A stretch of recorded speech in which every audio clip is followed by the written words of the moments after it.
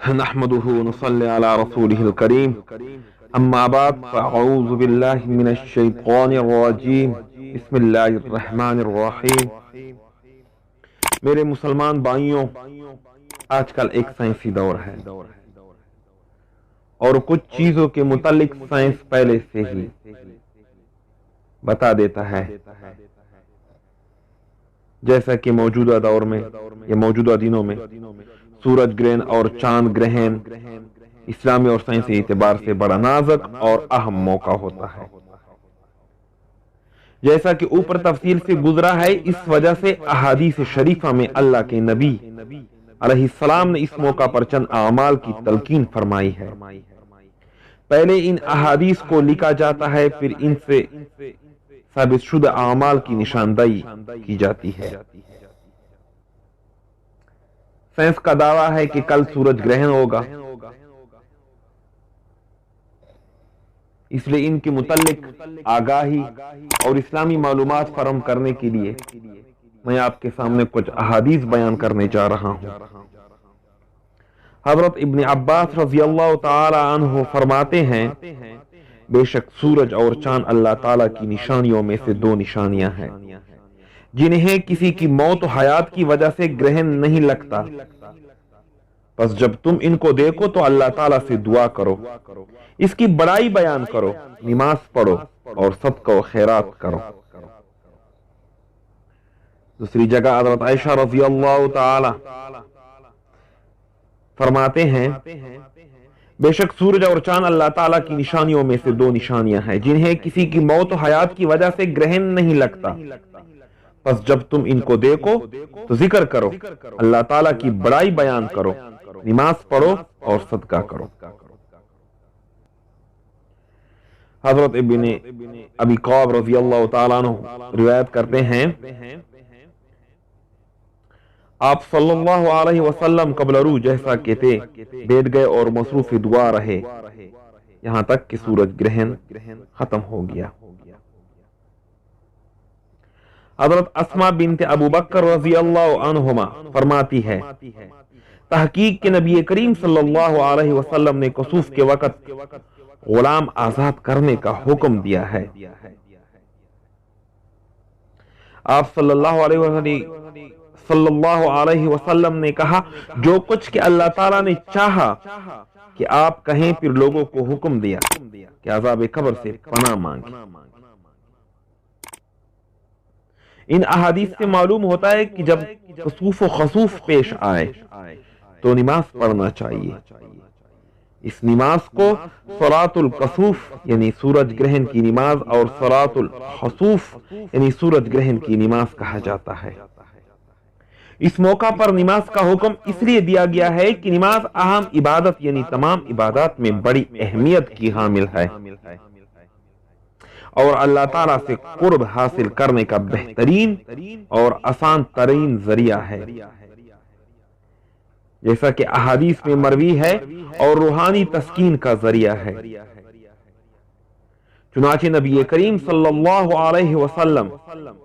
نماز کا وقت ہوتا تو حضرت بلال رضی اللہ عنہ سے فرماتے تھے کہ اے بلال، مجھے راحت پہنچاؤ،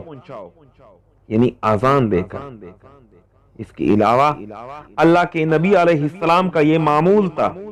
کہ کوئی غیر معمولی واقعہ پیش آتا، مثلا تیز ہوا یا آندھی چلتی یا بہت زور کی بارش ہوتی وغیرہ، تو نماز میں مشغول ہو جاتے، چونکہ کسوف و خسوف بھی اللہ کی نشانیوں میں سے ہیں، اور جیسا کہ معلوم ہے کہ اللہ تعالیٰ اپنے بندوں کو ڈرانے ہی کے لیے ان کو رونما کرتے ہیں، اس لیے اس موقع پر نماز کے ذریعے اللہ تعالیٰ کو راضی کرنا اور اپنی دولت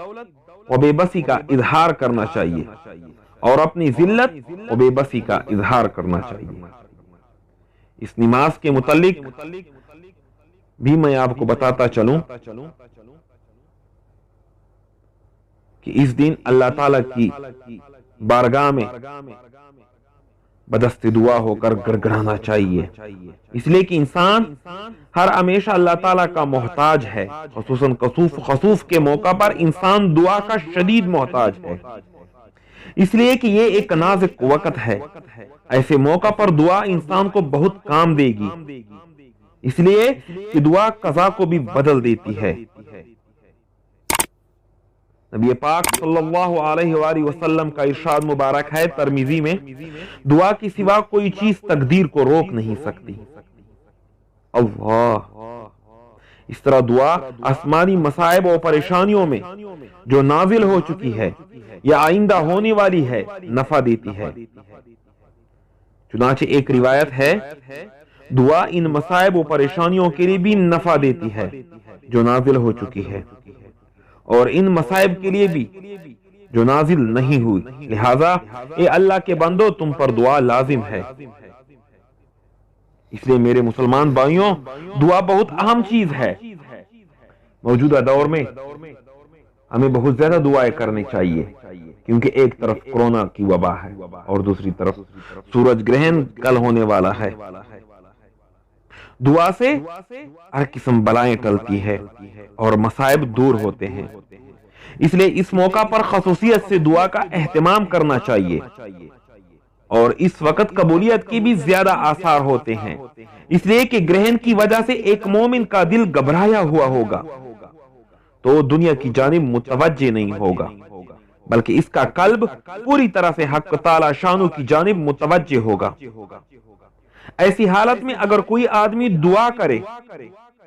تو قبولیت کے بہت زیادہ آثار ہوتے ہیں۔ نبی پاک صلی اللہ علیہ وآلہ وسلم نے صدقے کا بھی حکم دیا ہے۔ صدقہ خدا تعالیٰ کے غضب کو دور کرتا ہے۔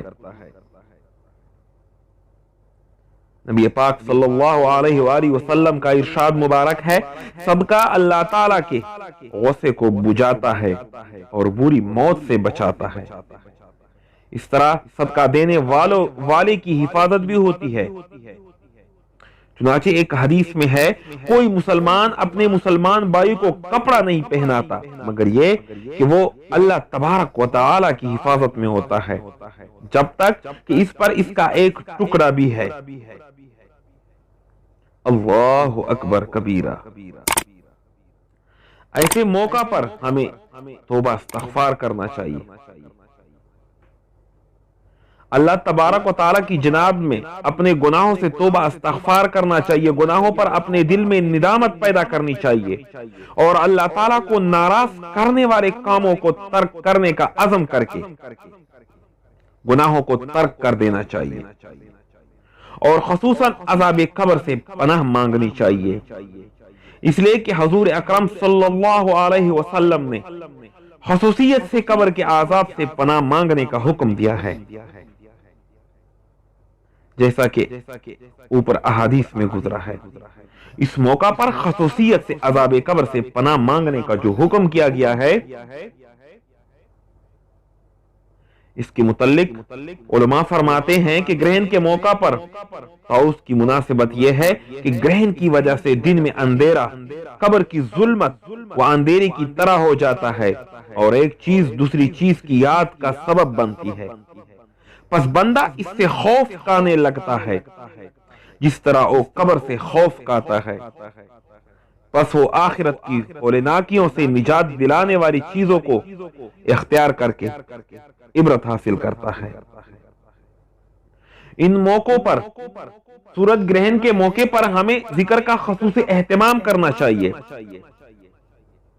کیونکہ ایسے موقع پر دل خوفزدہ ہوتا ہے، اور اللہ تبارک و تعالی قرآن میں فرماتا ہے، الا بذکر اللہ تطمئن القلوب، خوب سمجھ لو اللہ کے ذکر ہی سے دل کو اطمینان ملتا ہے۔ لہذا اس موقع پر اگر نماز اور دعا سے فراغت کے بعد وقت ہو تو ذکر اللہ میں مصروف رہنا چاہیے،